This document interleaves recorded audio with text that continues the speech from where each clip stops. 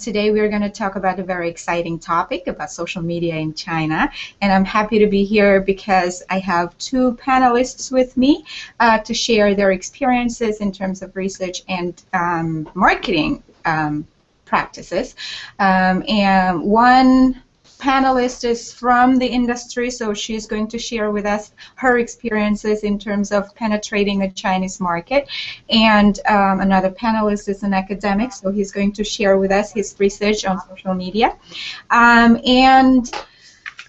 Today we are going to talk about social media marketing in China in particular because we understand, we recognize the huge potential of the Chinese market for tourism, and we've heard a lot about a lot of interesting things associated with social media in China. For example, what are the different patterns of use, what are the platforms that the social media platforms that the Chinese markets are using, and also some of the political constraints about, what kinds of applications are available there, what kinds of applications that are not available there, and so on. And so we are going to talk about the landscape, first of all, of social media in China, and some tips and tricks for foreign-owned businesses or tourism destinations who are interested in appealing to the Chinese market. How should we go about doing that? So first of all, I'm going to introduce our panelists today. Our first speaker is, there we go, Dina Gao she's a founder and CEO from China Gravy. She's an expert in the Chinese market and social media, and with China Gravy, she introduces high-end foreign companies into first and second-tier cities in China through Chinese social media. And she also helps bridging the gap between the Western ownerships and the mainland Chinese markets. Dina graduated from Sichuan University, which is a top 10 universities in China, and she's skilled and able to fully understand both Western and Chinese culture and settings, so not just to translate between the two. So she's really a maestro in terms of marrying the Chinese and Western culture. And our second speaker is Dr. Bing Pan. He's an associate professor with the Department of Hospitality and Tourism Management at College of Charleston in South Carolina. And his research interests are information technologies in tourism, consumer behavior, destination marketing, social media, and search engine marketing. And I think Bing wrote one of the first papers about blog marketing and online reviews in tourism. Bing obtained his PhD from University of Illinois at Urbana-Champaign, and he spent time as a postdoctoral fellow at Cornell University, and he was also a visiting professor at the School of Hotel and Tourism Management at the Hong Kong Polytechnic University. And Bing has an extensive consultation experience with destination marketing organizations, state governments, and also private businesses. So in addition to sharing his research insights today with us, he could also share some of the practical implications of his research. So I will not take up too much time. I'm going to start with Dina. Dina, if you could share a little bit about what does China Gravy do, and probably can introduce to us what kinds of clients you are working with, and what are the activities that you are doing with China Gravy. Sure. Thanks, Liz. Hi, everyone. Thank you so much for joining us today, and it's my great honor to be here to hang out on air with you guys. First of all, I would like to introduce my company a little bit to you. My company, China Gravy, is a Chinese online marketing agency based in the U.S. Our company is helping the international companies or firms that are targeting Chinese market to develop and implement their online marketing strategy and also the executions. We do all this basically online. We have three parts of our focus. One is social media, other one is online SEO, and online PR. These are the three parts of our job, what we do for our clients. And for now, like we were talking about all the industries we work for And for now, I can summarize into three main industries our clients are in. One is education. Which are the colleges, universities, academic training centers, or language training centers, and so on, and these kind of organization or universities. And then the second one is real estate, which we help companies to get Chinese clients who are interested in buying their properties or renting the properties overseas outside of China. As long as some immigration project they were doing. And the third one is actually our topic today about tourism. This is one of our special industries we're working with. We work with hotels, resort, and some high-end hospitalities like restaurants and basically hotel resort and also some destinations. Actually, in today's Hangout and Air, we were. I will share three of our clients. I won't mention their name because for confidential reasons. But we are going to share some of the practical online marketing methods we use to help our clients to expand their business in China, and also to to see how we use our social media and online marketing skills to bridge these companies in outside of China to get clients from China. Back to you, Liz. Thanks, Dina. And Bing, perhaps you could share a little bit about your research in social media and how maybe you can share a little bit of the insights and from the theoretical perspective and also from the practical perspective as well. Thank you, Liz. Thank you, everyone. So basically, I'm a professor here at College Charleston. First of all, let me say I'm not the expert in Chinese social media. I have a WeChat account, but that's about it. I also Weibo, but that does not make me a Chinese social media expert. So my first semester study has two different streams. One stream is on the theories, theoretical foundations. The other one is on different platforms. A little bit about Chinese social media, but mainly about the general social media. For example, we published a few papers on theories about social media. Because now I see many studies on social media is data-driven, which means we collect the data, we analyze the data, but not so much theory behind all those studies. So one study I worked on is about how do we connect the theories and the data. So if I can show you one model here, hold on. So one study we are focusing on is how do we connect the human. Hold on. So who are the social media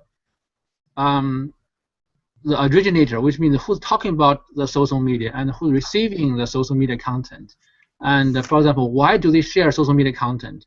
It could come from the positive emotions from sharing. Could it came from the altruism, sharing because I like to help other people, or self-interest, and also those sharing behavior was moderated by different variables. How much they talk to the customers can moderate their sharing behavior, and how much these consumers got involved with the product will influence how much they share. And also we can also look at the listener, the people who are listening to social media, the effect on their behavior. It could result in loyalty or evaluation, purchase decision, even product acceptance. So basically, social media sharing or the content, the direction, the effect of social media sharing, all influenced by the human psychology. So part of that is because social media, like any other communication process, is all based on people's cultural background, or based on people's understanding and knowledge. So we have to understand those first. I understand the social media in China. Another study we focus on is we're trying to connect many different theories with social media's research. For example, social exchange theory, why people exchange information, or social penetration theory, what the circle of friends we have, and because we can only have so many friends, but we have like 500 friends on Facebook. But not every one of those are our good friends. So there's a circle of friends, different layers of friends we have. We choose to share different information according to different layers of friends. So those theories exist in sociology already, but we haven't adopted them in social media yet. Other kind of theory, including social network theory, how to analyze the social networks through the social network analysis. And also, so those are the theory stream. On the platform stream, two of my studies focus on blogs. How can we analyze the blogs from, for example, how people talking about Charleston? So we collect all the blogs. We analyze the data. We found out blogs can be very good quality control tool. So by analyzing the blogs, we can understand what's good and bad about Charleston in the consumer's eyes. For example, attraction is bad. It's very good. The history is good. But again, access is not good. We know Charleston is very expensive to get to from either air or other transportation modes.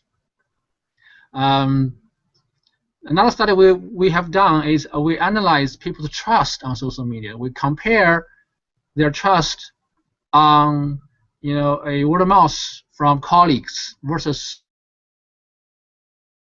a consumer, and also a blog from a corporate. We found out, of course, we trust a colleague's word of mouth the most trustworthy sources ever. However, very interestingly, people trust the personal blog the same way they trust the corporate blog. So here says, even though the blog can be written by a company, people still trust that the same way they trust consumer blog. That's interesting, which means if you dress up a message in a different form, like a blog or Twitter, it's become more trustworthy. It's more trustable. We conclude that the media is a message. So it's not about what you say about the product, but how you say it matters a lot. Another study we work on is we invite some American students to the lab. We ask them to plan a trip to China, and we found out all the different types of social media they're using. So from the text recommendations, for example, the top-rated hotels, to symbolic recommendations, the thumb up image, to the numeric ratings, 5-star, 4-star, to narrative reviews. They trust a lot of those different type of social media content, and they are embedded in different websites. It could be from TripAdvisor, it could be from even a company's website. They all trust those. So social media from China, representing different forms and different sources. However, I think there's still a gap between research and practice. In my view, I think we still need to move beyond the descriptive analysis, moving towards the monitoring and the forecasting. If we can connect the social media value with company performance, which means we could forecast the future performance of destination or company through social media content. But we are not there yet, so I think there's still a lot of space to work on.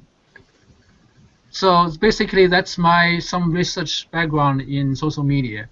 So back to you, Yis. Thank you, Bing. And I will probably get back to you later about for you to elaborate more on more practical implications of your research in connection with strategies for social media in China. But I'm going to go back to Dina for at the moment.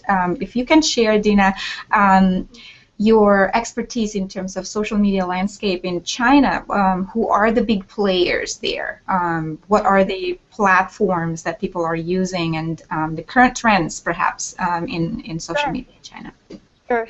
To start off, I think there's one principle we need to everybody know here, that probably everybody knows that the landscape of the social media and online map in China is completely different from the rest of the world. When for most of the popular social medias in China, in the West, don't work in China. Like Facebook, we don't have Facebook. We don't have Twitter. We don't have YouTube. We don't have Foursquare. Recently, Instagram got blocked in China as well. But instead, we have. Oh, by the way, Google doesn't work in China as well. And so we basically have the totally different landscape in China. For social media-wise, we have few big players. One is Weibo, which is the Chinese version of Twitter. And another one is WeChat, which is the most popular one right now and is growing so fast. It's only a few years long and is connected to one of the the oldest social media platform in China, which is QQ, which we will mention later. So QQ, WeChat is now the trendy one for sure. Most everybody is on WeChat. Even Bing, you said you're not a social media geek, but you're still on WeChat, right?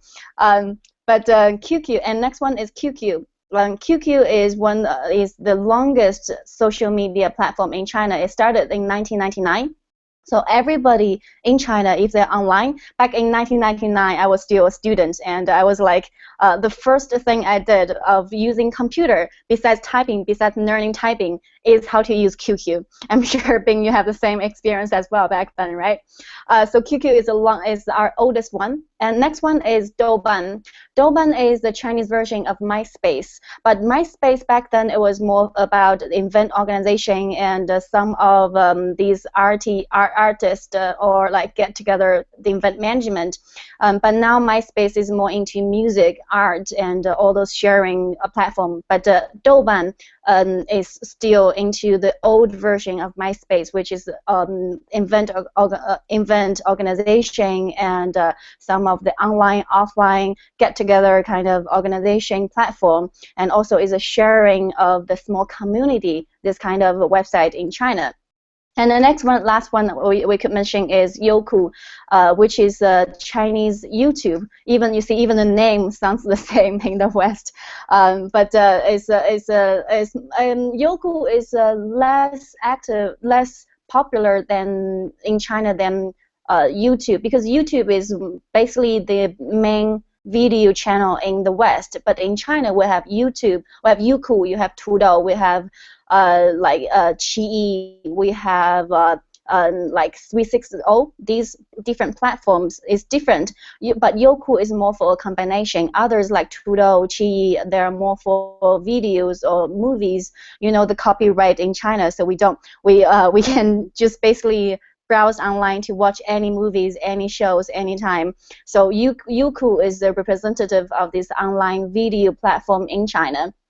And so this basically is the main social media platform we have in China, which is you can see is very, very different than the West. We have nothing similar, and nothing is working in China. And also worth mentioning is that the Google was not working in China. It's not working in China. Even sometimes it works, but it's through google.com.hk.Hong Kong. It's not google.cn anymore. So we have our own search engine, which is Baidu, and some other local platforms like Sanliuling, which is 360. These kind of search engines. These are the main online media players in China. And to see the most trendy ones, I think, is WeChat and Weibo. And this is two of my personal favorites because you see, giving the function of traditional media like TV, newspaper, and portal websites, Chinese people tend to follow social media for information more than traditional media nowadays. They trust social media more than traditional media, because if I have to choose to listen to what the newspaper or TV has to say, or versus I have to listen to a friend of mine tell me something, which they believe or which they see or what product they use is good, obviously I'm going to choose my friend. So how do I choose to get this information? I go through social media. I go through my Weibo. I go through my WeChat. So if a friend tell me, hey, okay, so this cup of tea is really tasty, I'll say, okay, I'm gonna try. But if I see this one on TV, this cup of tea is really tasty, I might have a second thought, right? to go on this to drink this tea. So for now, Weibo is acting as a media function of social media because everything is transparent. You can see all the traditional media's reports or these business trends and all this information, as well as your friends, what they share and what do they believe, what do they follow. Weibo. So this one is very media-oriented, functional social media. But WeChat, I'm not sure the audience here know about WeChat, but recently WeChat is playing huge in global expanding. So if you check on, I think it's WeChat.com.en, you will see lots of these like international website about WeChat. They were going to Italy, they're going to Spain, they're going to like Thailand, everywhere. They're going huge on WeChat. But WeChat is WeChat is functioning as the combination of WhatsApp, or maybe some people here know Line, and the combination of WhatsApp and Line and Facebook, because on WeChat there's a timeline sharing this kind of function. So everybody's taking pictures of the food, of the weather, of the traffic, whatever they have to complain on WeChat. But WeChat is very popular, but for business-wise, it's not as functional as Weibo, because Weibo is an open platform. Everybody can use Weibo, and they can get information without saying something, without doing anything. But WeChat is one-on-one communication. If I don't know your phone number, I don't know your ID, I don't know whatever is your name on WeChat, I'm not going to be able to find you. Like Bing, if I need to like stalk on you, now besides knowing your name, I won't find out what is your WeChat. But I can find you on LinkedIn. I can find you on Weibo, that's for sure. So basically, WeChat is more for like close communication, but it's very, very functional. And if you get connected with this person you want to connect, then everything is there. Game is on. So basically, what we do for our most of our clients, they choose this one, and we recommend this one as well. This method, which is Weibo plus WeChat, because Weibo is catch all the fishes in the ocean. But once you catch everyone, I'm not sure Bing is going to use my service, but I'm going to get you for sure. Then if you're interested, I'll say, hey, add me on WeChat. I'll give you more information, right? So the Weibo is more for getting everybody in a big loop. Then I will slowly move into deeper communication with you guys and sell my idea, or maybe to develop the cooperation relationship, or even do the further cooperation. So this is our practical uses of social media and the trendy ones. So back to you, Liz. Oh, by the way, sorry. By the way, I think there's one thing Bing was mentioning about the exchange of the message sharing on WeChat and on social media. That's one thing I would like to mention, is that the exchange message method in Weibo and WeChat is completely different. You see, on WeChat, people tend to share information which is good for their personal branding. Like, for example, for me anyway, if I will share something about tourism destinations, if I see something like 5-star hotels, 6-star resort somewhere, I'll say, hey, this is gonna make me look good. On my friend circle, they said I can afford this kind of stuff, right? But on Weibo, they are more sharing about something which is useful for them, because Weibo, you don't have to mention your name, you don't have to not everyone is not everyone on Weibo is your friend, so they don't need to know you. So this is the one of the practical sharing exchange method we found on our practical uses. So basically, if you want people on WeChat to share your message, to share your branding message, just make it as legit, as elite as possible. And as long as if you think when they share it, they will feel good about themselves, and they'll look good within their friend circle, then they will share it for sure. This is our data analytics. We find this kind of trend. And for Weibo, just use all this very, very useful information to make them interested it and share. For example, how do you apply for a visa to go to this place? How to do the tax refund at the airport? This kind of information will be very, very, very useful. So they will share this kind of useful, functional messages other than all those beautiful things, because there's too many of those. You can't share everything. And so, just to verify, so you mentioned Weibo and WeChat as basically two platforms that you're targeting for your clients. So, our tourism communication happens mainly there as well, or is there any difference between tourism-related communication and in general people use social media in China? For sure, they have difference. The thing is, for social media, for WeChat and Weibo, is the first tap into the Chinese online map you need to do, because Weibo is very easy to set up, and the information is transparent. You can easy to get your targeting clients or targeting group or audience if you want to get into. And WeChat is again the one-on-one communication.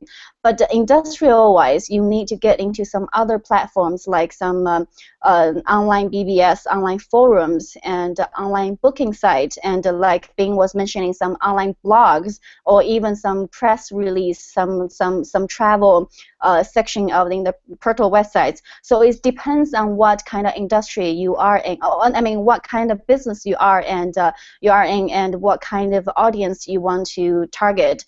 So we would like to every time when we have a new clients and when we open up this communication, we always ask them 3 questions. I would like to summarize them into 3 W's. So it's what, and who, what, and where. So basically, you need to figure out who are your clients. Who do you want to attract? Who do you want the people to see your branding and message and your destination when you have to share? And the next one is where. Where are they? Where are they? Do they use WeChat, Weibo, Douban, QQ, Youku, or some travel blogs? Where are they? How are we gonna find them? And the next one is what do they want? So basically, if we figure out these 3 W's, we will know how to get into the business. Because, for example, some people, again, for our clients in tourism industries, some of our clients are doing these very, very high-end tourism industries, like they're attracting billionaires, like very high-class people to go to their hotels, go to the resort. Those are not only just one-time shot. They are also looking for some longer membership buyers. So these people are not going to be like a 25-year-old white collar working in the office. They cannot afford that, right? So we will need to target these people who are like in middle higher class and like in the higher position at their work and a higher income from what they do. So this is one part. When we figure out this, we will need to know to find out which blogs do they go, what kind of booking site do they use. They are not going to spend hours to find the cheapest hotel or find the cheapest airline ticket to go to a place, right? But for some other clients, which is one of our clients is based in the U.S., that destination, they're doing those sporty, like the rafting, ski, and also hiking and those kind of activities. So those people are the ones who are more concerned about budget. So they will spend hours or days or weeks to find out the cheapest accommodation, the cheapest way to go, how to take bus, how to save money from a meal, how to buy the cheapest burger around there. So these ones are also the ones we need to analyze how we are going to attract these kind of people. So again, it really depends on what kind of clients and what kind of audience these business or organizations are looking for. We will need to develop different strategies over there based on this different audience. Thanks, Dina. I would like to go back to Bing to ask him, if your opinion about the intelligence from social media in China, how it could help tourism destinations and businesses to go about understanding and satisfying the markets. And I don't know if you have insights on the differences in terms of consumer behavior or patterns of behavior in terms of media use between Chinese market and the Western market, if you could share that with us. Yeah, thank you. So we know human psychology influences our behavior. So culture is a big part of human psychology. We all know the Eastern culture is so different from the Western culture in terms of, power distance, the hierarchy. We know the Chinese culture is more has a larger power distance. It's more collective, rather than individualism. It's more masculine rather than feminine. Chinese people are more uncertainty avoidance, long-term orientation, right? So basically means when we try to get the same message from US or UK or Western society, we move the message to China, you have to change somehow. For them, the face value. We know Chinese people respect the face. You cannot let me lose face. And also, we need to respect the elders. Respect people in the higher in higher hierarchy, right? So in the U.S. it's more democratic. It's everyone somehow equal, right? So well, that I'm maybe exaggerating, but that my idea, right? So it's more higher, more strict hierarchy in China. I just read a paper on this. So basically, as Dina mentioned, Chinese Weibo versus Twitter, the trending topic are different. In Weibo, the trending topic are the jokes, images, videos. But in the Twitter, it's more about the news event, what's happening in the world. So people have different interests in different media.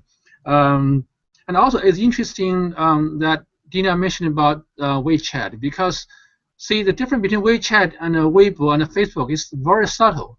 In WeChat, your sharing can only be seen by your friends, and your comments on your friend's post can only be seen the friends who are comment to you, to both of you, right? So that's different from Facebook. From Facebook, if I comment on my friend friend post, so all my friends will see the post, even though they are not the friend of the one I'm commenting on. In WeChat, the more restrictive. That's the simple things determines how people share, what to share. So you are becoming more and more selective. I don't know, in sharing maybe on Facebook or maybe on Weibo, because it's all public. So when I share a message on Weibo, I need to think twice. Do I need to want this to be seen by the whole public? WeChat, I know it's in a little circle of friends. So that's a little bit different determines the content of sharing and the way people share information. So that's the difference between WeChat and Weibo and also Facebook. And also, in terms of some study, how do we use the research impact the practice? We found out people use social media in different ways, and also it's hard to separate social media with other different type of information. When you go to IFITT or Priceline or TripAdvisor, you saw all the comments written there. Sometimes the rating came from the third party, sometimes it came from the other consumers, sometimes it came from the company itself. But the rating by the company itself came from other users' rating. So somehow it's really hard to separate all those. Is the social media based on like other consumers, or based on editors, or based on the company? So people don't, the consumer don't, try hard to distinguish them. They see some ratings, they trust them. So sometimes we have to study the whole landscape of online information altogether instead of separating social media. And another thing I want to mention about is a book. I just read a book called Contagious. Contagious is written by a professor in University of Pennsylvania. He talks about why people share information, what makes the message contagious. He summarized a model. It's called the STEP model. So STEPPS. So basically, he was talking about in order to make the message contagious, you have to follow those rules. I think Dina gave a few examples. For example, you have to allow the message to have a social currency, which means for the user to share information, it's make the user look good. I share the joke because I want other people to think I'm humorous, I'm funny, right? I share this because it's make me look good. You have to design some message to make the user sharing the message when they will look good, right? The second one is T, means triggers. You have some triggers to trigger the message. The one example is the song called Friday. It's a song in the U.S. It's hugely popular. However, it's voted the worst song ever. It's so bad. However, because the name is Friday, so every Friday the song got played a lot because it has a trigger inside it. And every Friday people think about this song. So E stands for emotion. You have to allow message to have emotions to care for other people, for either for example, there's a very successful campaign from Dove. So the campaign which they invite the average females over. No, I'm sorry. They invite the customers over, and they, I don't know. Yes, have you saw that campaign? So basically, they allow them to talk about themselves. Then they let other people to talk to. They allow other people to interact with each person and talk to a person who can draw the pictures, right? So they draw the pictures from your perspective and also other people's perspective. Turns out the two different drawings altogether. So basically, the message is we have to be more confident about ourselves, especially for the ladies, right? So emotions is the key. Another one is P, which means public. You have to make the message public. When you have the message stay in a small circle of people, now you cannot spread the message so widely. So the message has to go on the mass media somehow. Go to CNN and go on the national radio, TV. That makes the message more viral, right? So the last P is practical value. You have to offer practical value to people. For example, I shared a video on how to cook a fish, right? Because it's very practical. I'm cooking fish. My friend will be interested in how to cook the fish. If you can, plug in the company information at the end of the message, it's perfect. So basically, you can tag along this practical message, but also promote your company.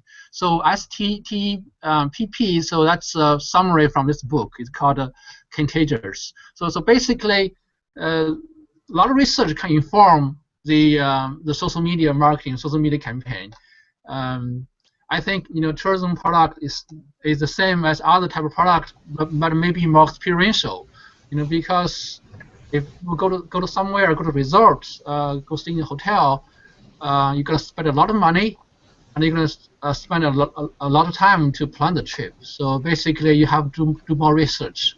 I think tourism product in that way is more involved, is in high stake, and then people are more likely to research more information. That's why social media is getting more important for that nature. Mm-hmm. Yeah, and also one thing Dina mentioned about is this dynamics. For example, different people have different social media platform, so you have to be willing to change. So for example, how do I gonna do about this thing? Do I promote on Twitter, or Facebook, or WeChat, or Weibo? Sometimes you have to try different platform to see which one works the best, and scale up quickly. You find out maybe WeChat is the best platform. So sometimes you have to allow yourself to make mistakes and try small steps and change your strategy and scale up if you find a very successful platform. I think those are the things we can learn from some research. So back to you, Is. Thanks, Bing. And actually, Dina mentioned earlier that you are willing to share some of your clients. So if you could probably share with us now, we've learned from theories and from research what theoretically would work in terms of social media marketing. And Mm-hmm. from your practical experience, could you share a little bit what worked, what didn't work, Mm-hmm. what kinds of platforms are, the best to target and things like that? Sure, sure, sure. Well, I have to say that at the beginning we learned all this lesson in a hard way because we like for our clients anyway. For now, we have this method which is the 30-70 rule. It's based on what Bing was talking about, like how the sharing method of people of users.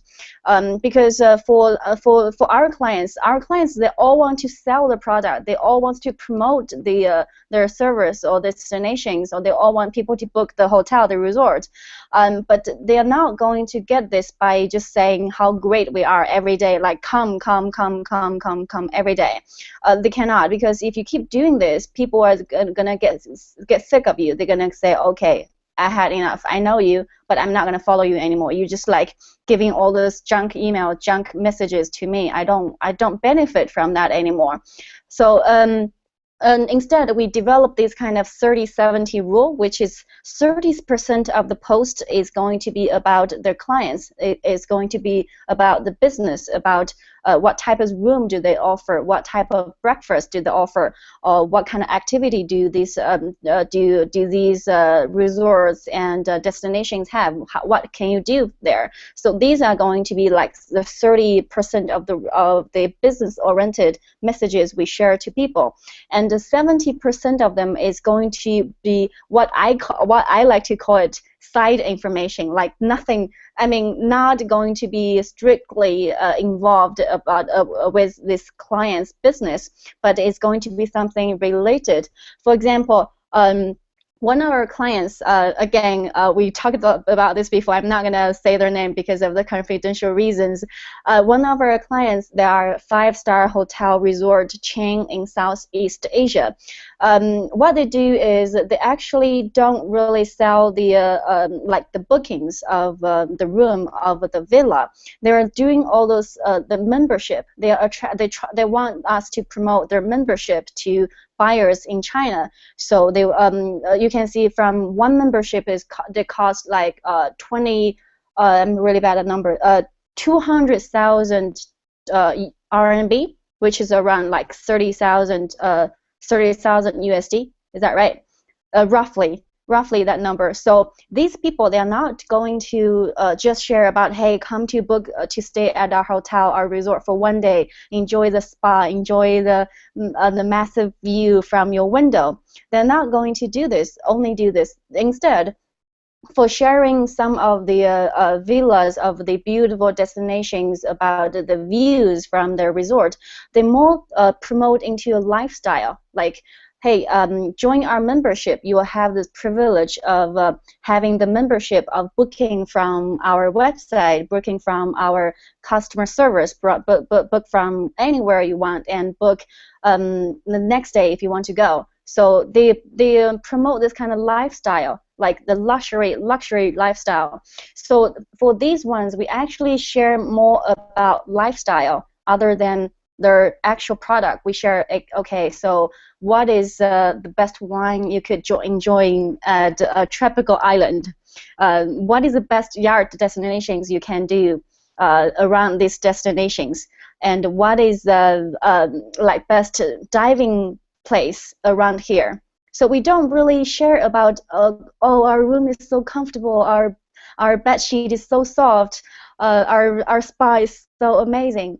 We do that, of course, but it's within 30% of the sharing.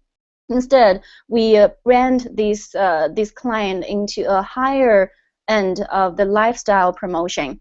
So in that case, people were like, they will get more interested about this kind of idea about buying the membership. They will have the basically the more privilege of the service they have other than staying in the hotel and resort, because you don't want to spend your like 5 days of holiday in a very, very fancy villa surrounded by garbage, right? You need to have a very nice environment and a really nice like status. And as Bing was mentioning, that Chinese people, we love our face, and we love to show our status. So we want to push the style of lifestyle into the consumers, into all those clients. So this is one of their client, what they were doing. And this is a pretty much high-end tourism destination and resort.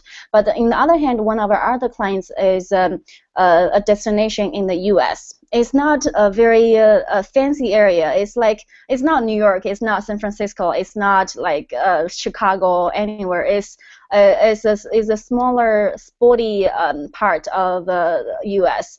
But instead of we promote this destination as how beautiful it is. I mean, of course it's beautiful, but like we don't really tell them how convenient it is to go there. Instead, we because this place is very sporty and very outdoor, this kind of oriented destination. So instead, we promote into a lifestyle, like come to this place. You will enjoy this rafting. You will enjoy the hiking. You will enjoy the clean air. You will also have this really quiet wooden house, this log house in the middle of the like forest. So this kind of lifestyle we promote into. We set this kind of idea into our strategy when we help our clients to promote.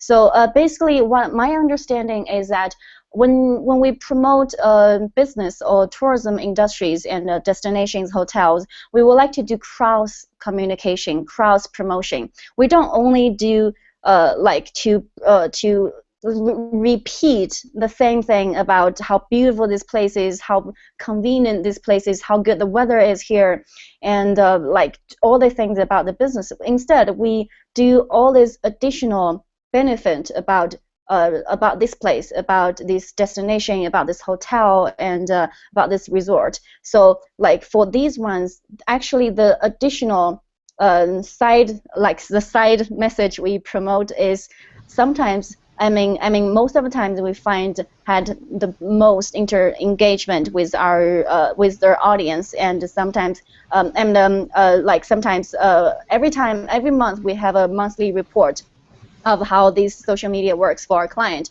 And every time I look at this report, the top engagement, the most interactive posts are all not about, I mean, not all. Sometimes we run campaign. The campaign is very popular.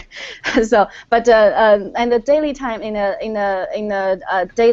daily life, the site information mostly get more interaction with followers. Like we were mentioning about, like being, we're talking about how people were sharing. They're not going to share like help us to promote our business like normally, but if we run campaign, they'll see, hey, I retweet this post, I will get a free iPad. Why not? They will do that. But normally, when we are not running campaign, when we're just introducing this destination and this product, they will see it. But the most interactive ones will be the one about the lifestyle, about the additional useful information for them to share. Right. So this is based on our practical cases. This is the general, like the method of what we do, and what we found is work the best for our clients. Great.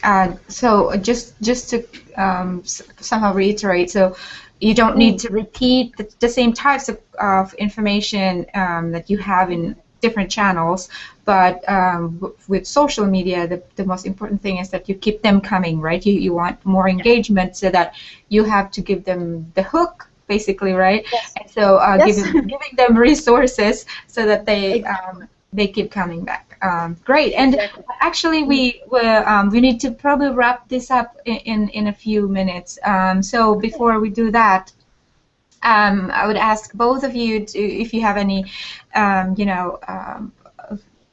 last-minute tips or somehow a concluding remark about this. And maybe Bing, you can start first, and then I'll go to Dina. Yes, I will tag along Dina's comments on the difference between mass media and social media. So mass media basically is shouting, it's broadcasting, and social media is about a conversation, right? So basically, it's not about the company, it's about them, it's about the consumer. So basically, one example I would use is it's a cocktail party. So you hold a glass of wine, you walk into a cocktail party, you don't yell to everybody, I have a beautiful hotel to stay, come stay with us, right? Basically, you walk to the audience, you try to listen what they're talking about and try to join the conversation. Then you maybe tag along some information about the company, about the hotel, but you don't tell them, come to stay with us. So that's why it's so important to use expert, because if you see a bunch of Chinese people standing there talking and you want to join them, it's very hard, because you need to know the cultural norm. You need to know the content of what they are talking about. You need to know the way to approach them, right? Versus a bunch of Americans, versus a bunch of Arabs, right? This is too different. So it's culture specific. So that's why, to join the conversation, you have to use localized, expertise or company with some cultural background. And also, I think there's a huge gap in research here. How do we compare different social media use in different countries, different cultures? And also, I think we need more collaborative research with computer scientists, because many times it's about big data, huge amount of data. How to get the data, data mine those huge amount of data to get intelligence. That's sometimes hard, because I tried it. It's hard. You get gigabyte of tweets or Weibo, so it's very hard to analyze. So again, one is on collaboration. The second is on the focus on the paradigm difference between mass media and social media. Thank you. Thanks, Bindina. Well, thanks, Is. Well, time really flies, huh? I apologize if I talk too much. I warned Is and Bing I could talk forever. But, not at all. Yeah. To wrap it all, I think there's I mentioned before, and I will say it again. Any of our clients and anyone who is looking for expanding in China, I think first of all, to understand the market and understand your audience is the most important part, because you don't want to shoot the empty gun. You need to know where your clients are, where your audience are, and how to approach to them. It's not like Bing were talking about shouting like come, but you were shouting into a 9-year-old of a 5-star resort. You say, I've come here to join us. It's not gonna be helpful. You need to understand who you want to attract. You want to understand where are they and how you find them and what do they want from you.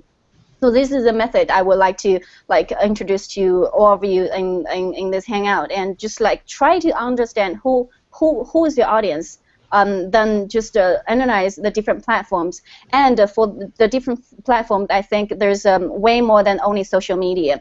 You see, in China, social media is one of them, very important, and they're interactive, and the easiest one and the fastest ones to get into China. But once you get a little bit sense about the market, about the place, you will need to find more platform. Like Bing was mentioning blogs, like travel sites, forums, and also even some booking sites. Even recently, I'm sure you guys already heard about the Singles Day on Taobao. It's went viral. Everybody's talking about Singles Day, buying, shopping, and traveling, and everything. So for these different platforms like Taobao, a few others, you can get into Qunar, Ctrip, Elong, and which is the Chinese version of TripAdvisor. So these ones worth checking into. Depends on what kind of information you need and where do you want to get into. Again, this is online marketing in China is a huge project, and based on the different map of the social media and online map in China, to understand the market before you tap into it is the most important part. And I wish you guys all the best. Great. Thank you very much, both of you guys. Dina and Bing, and also all the viewers who are now joining us live. And so basically, IFITT is following Dina's suggestion already. We are providing this as a part of our hook, and here comes the message. you know, we hope that you will join us in at Enter Conference, and Enter Conference this year, or next year actually, is going to be held in Lugano, Switzerland on February 3rd to 6th, and we have a lot of actually a few papers on social media, and some of the papers are actually about social media in China, so it would be a good forum if you're interested in that topic to join us at Enter Conference. And thank you again, Dina and Bing, and everyone in the audience. And if you're not able to join us live now, the video will be available on IFITT's YouTube. Thanks and goodbye, and have a good day. Thank you. Thank you So much. Thanks, See you later. Bing. Thanks, Bye-bye. Liz. See ya. Bye.